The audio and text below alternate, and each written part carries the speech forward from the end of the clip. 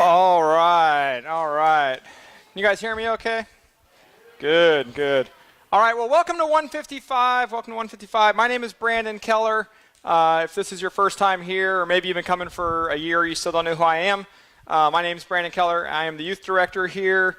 I am so excited to be here tonight and that you guys are here tonight so I could share this message with you. Before I get started on that, I wanted to acknowledge one thing. There's a guy that's been a great addition to our team around here, Blake, who plays the guitar. Blake actually got the opportunity to go back to his home church in this little podunk town north of here. And so he is actually going to be moving back. So tonight is his last night here at 155. So if you guys want to give Blake a round of applause, thank you for all you do, Blake. We appreciate it. And since Blake timed his move so well, he's actually going to be one of my object lessons tonight, so he doesn't know that, but congratulations to him. So, in your seat when you sat down is your bulletin right here. It says seasons on the front. There's some important information on the back you may want to pay attention to. Inside is your connection card. I ask that you take just a few seconds, put your name and email address, and maybe just what school you go to. If you're new here, tell us how you found out about us, if a friend brought you, anything like that. On the back, if you want to find out more information about our church, you can check some boxes there. At the end of the night, we're going to turn those in and win some prizes, which is always good. So let's get started. So tonight, we're going to be talking about seasons. And first of all, I guess, tonight's going to be different than a couple weeks ago because you guys get to watch me live. A couple weeks ago, you guys had to watch me on video. Who was here for the video message? Anybody? Good. Yep, good. So this is what I look like live. If you've only seen the video, this is what I look like live. So tonight's message probably won't be as heavy as that video message was. So tonight we're going to be talking about seasons. And the video at the very beginning of the night was this little, kids video about summer, spring, winter, fall type of thing. And that's not quite the seasons we're going to talk about. It's going to be a little bit different. And this is a message that I've just came out of my heart. And tonight I really want to talk to you guys not as much from a preaching standpoint, but just from a, hey, here's something I've learned through life that you may want to be aware of type of thing. And so don't think that we're going to get, really preachy or anything. It's really just about, hey, here's something Brandon's learned, and hopefully you guys can learn from this so you don't make some of the same mistakes I made. So first of all, what is a season? What is the season we're talking about? Well, we're not talking about, like I said, winter, spring, summer, fall. Seasons are really about changes in life. And when things change in life, people refer to that as a season. And things happen in seasons in your life. And sometimes you're aware you're in a season, sometimes you're not. But as things transition in your life, you're really going through seasons. And seasons aren't constant like the weather. I mean, in Georgia, nothing's constant about the weather. But we're not going to have consistent, 4 seasons in a year. Seasons can last a real long time, or you can go through a lot of seasons really quickly. Seasons are just changes in your life that you need to react to make sure that they don't catch you off guard. And chances are you've already gone through a lot of seasons, whether you know it or not, even no matter how old you are, you've gone through some seasons. And so we're going to kind of talk about what that looks like and kind of unpack, what a season looks like so I can prepare you guys for that. So let me explain. So let's get a show of hands here. Who here has changed schools before in their life? Now, it's a trick question because everybody should have their hand up, because if you've ever gone from elementary school to middle school, you've changed schools. Unless you're homeschooled, like Rebecca Martin. And then, oh, okay. Oh, there you go. She went from public school to her bedroom. So that's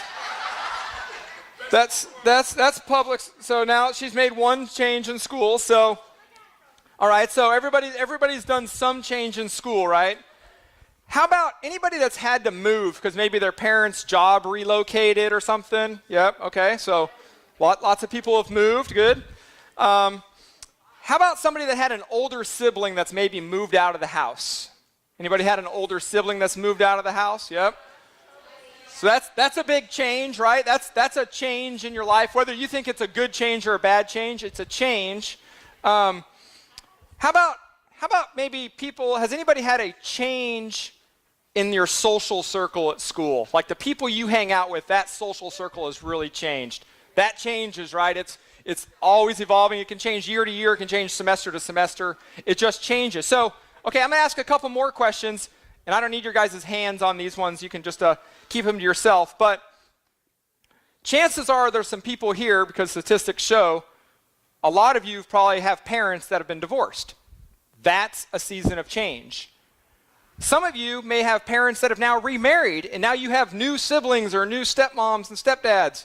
That's a season of change. Things have changed in your life, even if you didn't ask for it. Maybe you've lost or gained a best friend in your life. That's a season of change, and we're going to get more into friends in a little bit.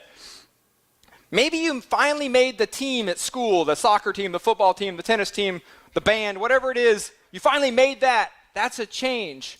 Maybe you didn't make it, and that's a change because all your friends did. Whatever that is, that can happen, right? Maybe tonight, raise your hand if you're a senior in high school tonight. Anybody? Awesome, we got a bunch of them. Your guys' lives are about to change big time, right? Big time season change coming for you guys. Your life as you know it is over. Everything's changing soon to a whole new way where you don't get lunches every day.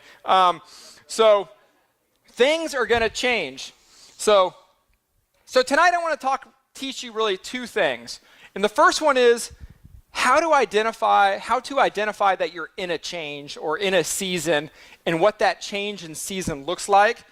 And the next one is how to cope with that change, because it's all about how you manage that change in seasons really determines your life trajectory and how you're going to move on in life, because as you go through seasons, you need to be able to move through those. So I'm going to kind of talk to you about how I learned to cope with those changes in my life. So number one on your outline is seasons of life. Seasons of life. And that's really the first thing we're going to talk about.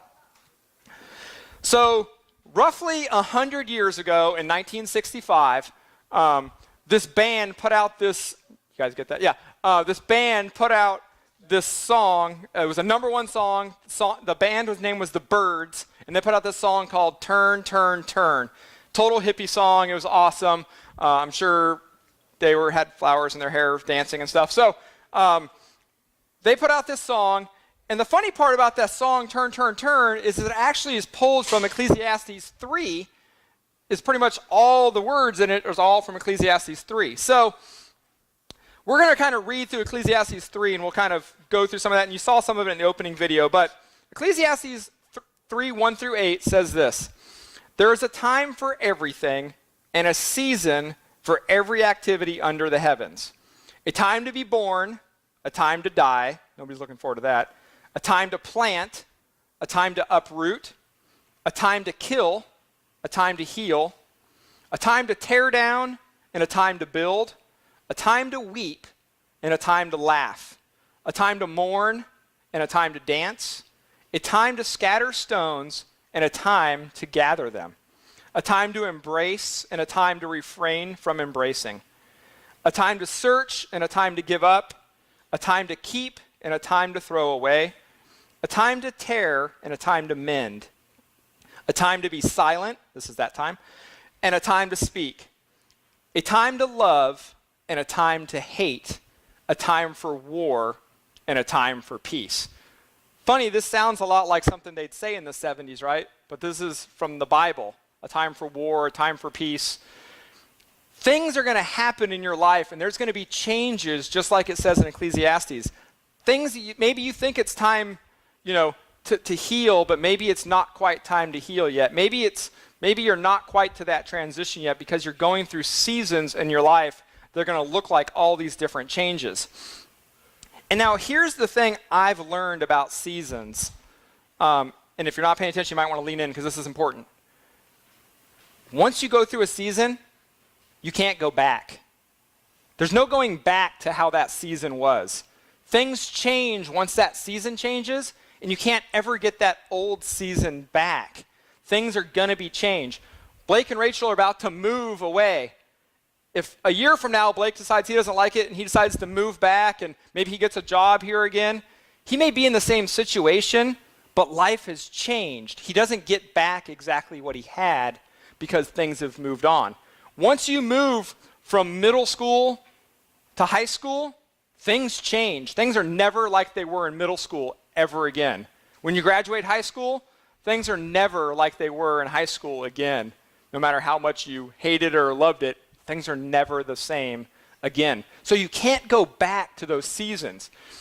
Because once that season's passed, it's just gone, and you need to stop focusing any of your energy on trying to get back to that season.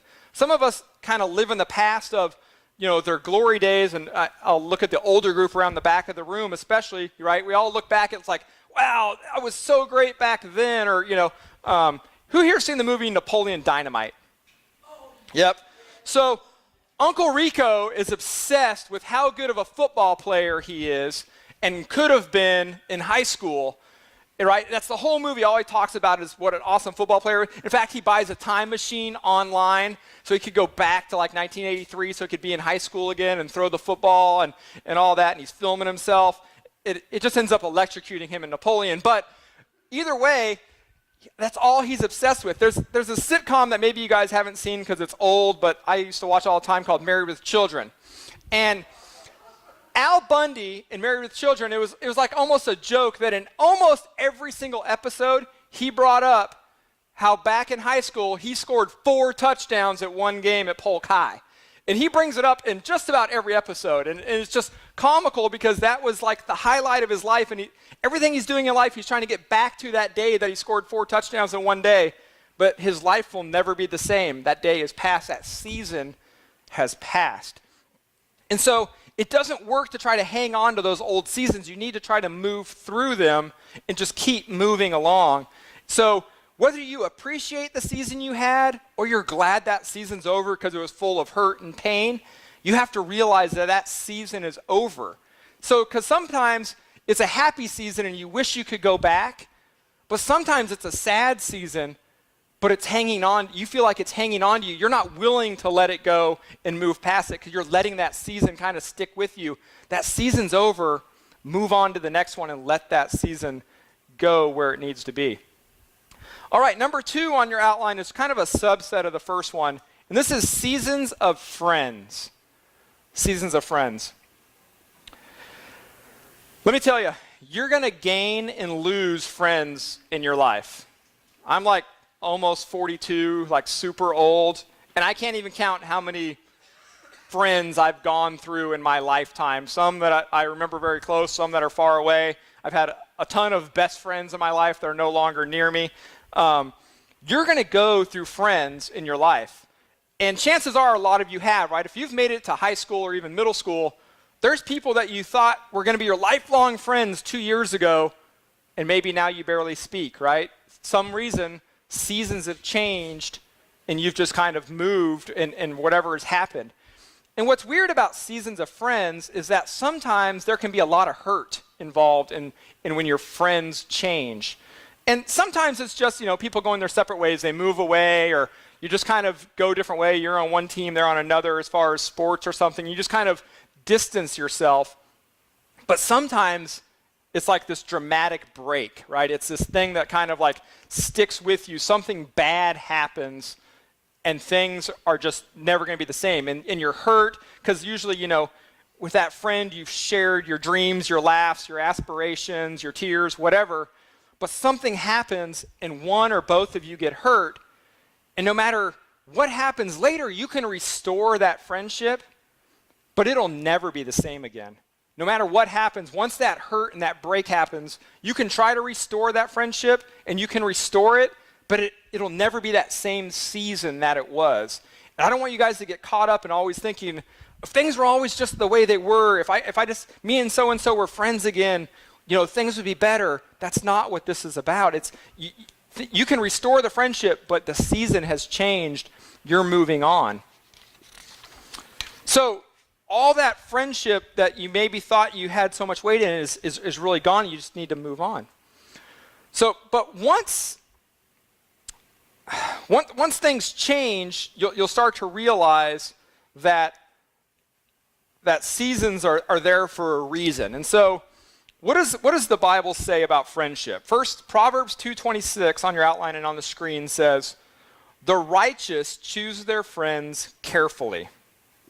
And then Ecclesiastes 4:9-10 says, "Two are better than one because they have a good return for their labor. If either of them falls down, one can help the other up.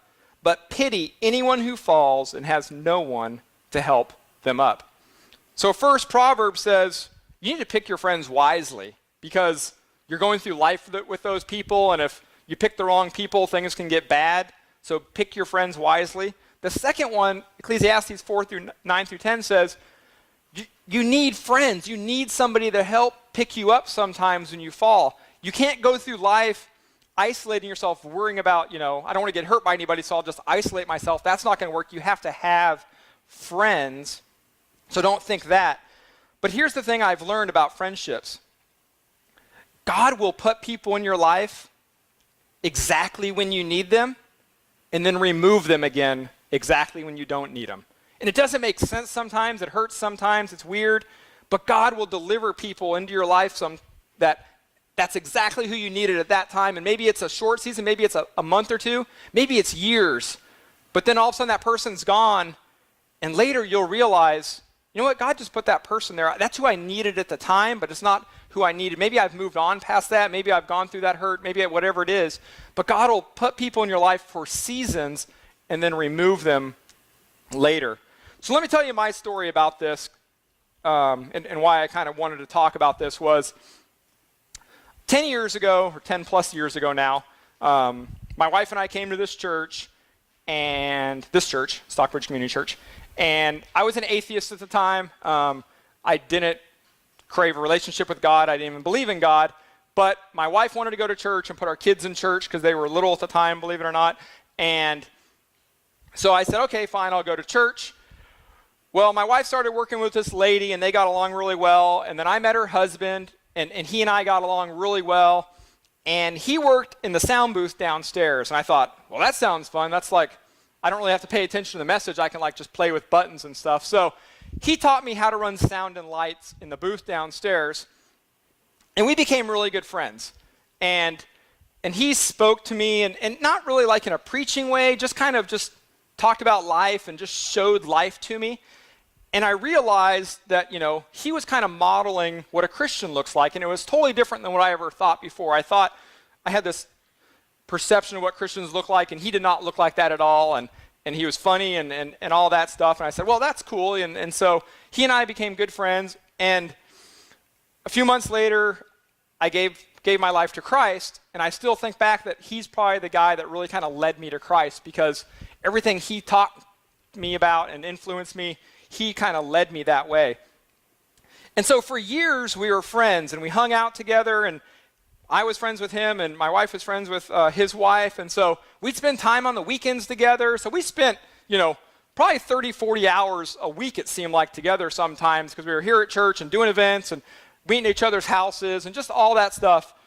And so that went on for years, and we were really good friends and did a lot of stuff together and shared a lot of common interests outside of church with cars and all that stuff. And then one day, things changed. One day, they decided they didn't want to go to church here anymore. For whatever reason, I don't know the answer. And so they decided they were going to leave the church. And at the same time, he decided he was going to leave our friendship.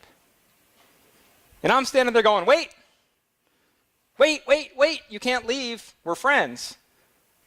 But he left. And I was hurt, and I was going, wait, but we're friends. Why would God put you in my life and then you're gone? And it took me a long time to realize that God had put him in my life exactly when I needed him. That's the person I needed, because God wasn't getting through to me. God sent this guy to get through to me. And so it took me a long time to realize that he was in my life for a season, but I didn't need him for the rest.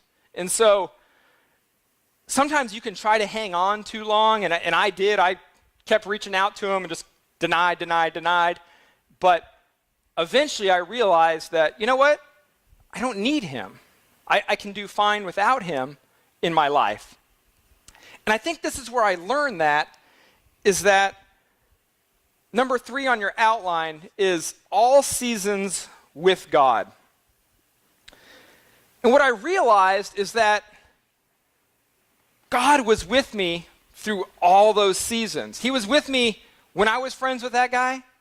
and he was still friends with me after he was gone. God was close to me even after my friendship had ended. Because for a while there, I tied my whole friendship to that guy with God, and it was all kind of one piece, but it really wasn't one piece. I had a relationship with God, and I had a friendship with that guy.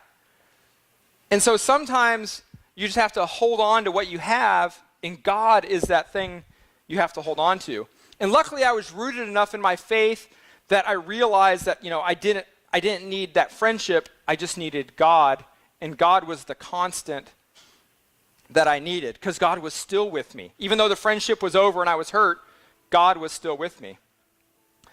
So, in your outline, Hebrews 13:5 says, "And be content with what you have, because God has said, 'Never will I leave you, never will I forsake you.'" God is with you. No matter what seasons have gone through, no matter what changes have happened that are hard, God is still with you. He will never leave you. He will never forsake you. And no matter what changes happen and how fast the seasons change in your life, God can be that one constant in your life. When everything else is in turmoil, God is that constant thing that you can always look to in your life.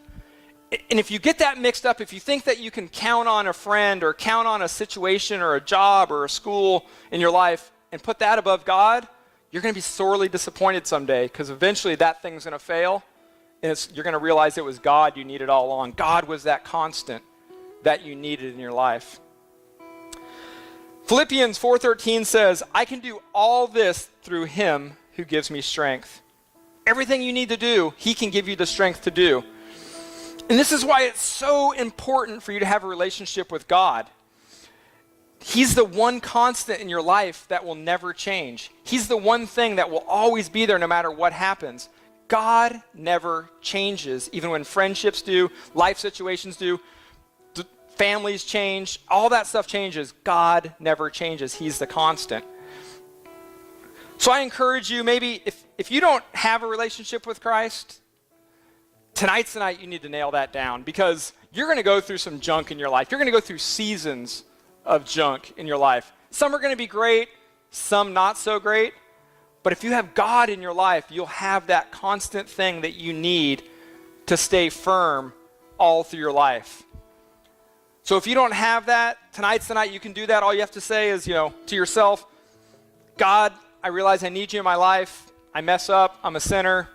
I need you to be the Lord of my life. I need you to give me direction in my life. And God will be there waiting. He is standing there waiting for you to take the first step. And that's all you have to do, is take that first step. Say those few words. God is standing there waiting, arms open, because he loves you. He's just waiting for you to take the first step. And if you make that first step tonight and make that decision, on your connection card on the back, there's a little decision box that says, I decided to make God the Lord of my life. You can check that. We're just going to pray for you and just know that your life was changed tonight, and just pray for you that God will just continue to work in your life. But maybe you already have a relationship with God, but it isn't constant. Anybody struggle with it not being constant? Because I know I do. I know I feel like sometimes I'm really close to God, and sometimes I'm far away. And I know Chris has used this object lesson before in the past, but it's like, if you suddenly don't feel close to God, it's not God that moved, it was you. God's constant. God's always right here. This is God. He's standing right there. If you're feeling distant from God, it's because you're going this way. God is still right there. You've just chosen to move away from him.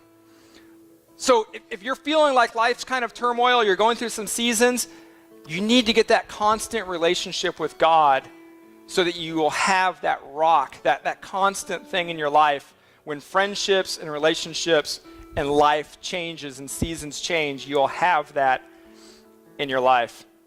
James 4:8 says, "Come near to God, and he will come near to you." Take that step. Maybe it's not your first step, maybe it's been a while, but you just need to take a step closer to God, and he will come nearer to you. You just have to take that step. So tonight's takeaway point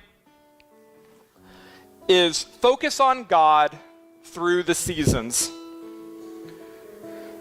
Stop worrying about the seasons that were in the past. Stop worrying about the hurt that was in the past. That's the great thing. If you have a relationship with God, he can restore you, whether that was a great experience or a bad experience. Maybe you did things in a past season that you shouldn't have been doing. He can restore you through that season now. Whether it's good or bad that's in your past, God is still here waiting for you, arms open wide, because he loves you. But you have to have that relationship. And so you need to focus on God. When turmoil is happening and things are happening outside your control, focus on your relationship with God through all those seasons. And if you decide that you're going to focus on God, that's another decision you can make on the back of your card and just say, hey, that's something I need to work on. It's just more focus on my relationship with God. I hope that as I spoke tonight, you guys started to understand what a season in your life looks like. I think you guys I see everybody out there looking and thinking, and I'm imagining you're already thinking, yep, I've gone through a season. This is that season I went through. And you're putting together the pieces now of seasons in your life you've gone through. And maybe you handled it well, maybe you handled it badly, maybe you're still hanging on to it. But tonight's the night to realize that it's the relationship with God that will change all of that as you go through those seasons of life. So I'm going to go ahead and pray. If you guys will bow your head, and we'll wrap this up and let the band come back out. God, thank you for tonight that we can realize that you're the constant that we need in our life. God, when friendships change, when life changes, when our family changes due to divorce or death or anything that's going on, God, we know that you're the constant that we need in our life. And God, sometimes we drift away from you, or maybe we've never had a relationship with you. But God, we know we need that in our life, because as the seasons change in our life, we need that constant that is God in our life. God, I ask that these students just remember that as they go through life, God, that they face the season and they may not realize it right away, but as they move through that season, they'll realize, yep, that was a season. I need to focus on God and just move through it. And their life will be better because of that. Thank you for this time that we had. In your name we pray. Amen.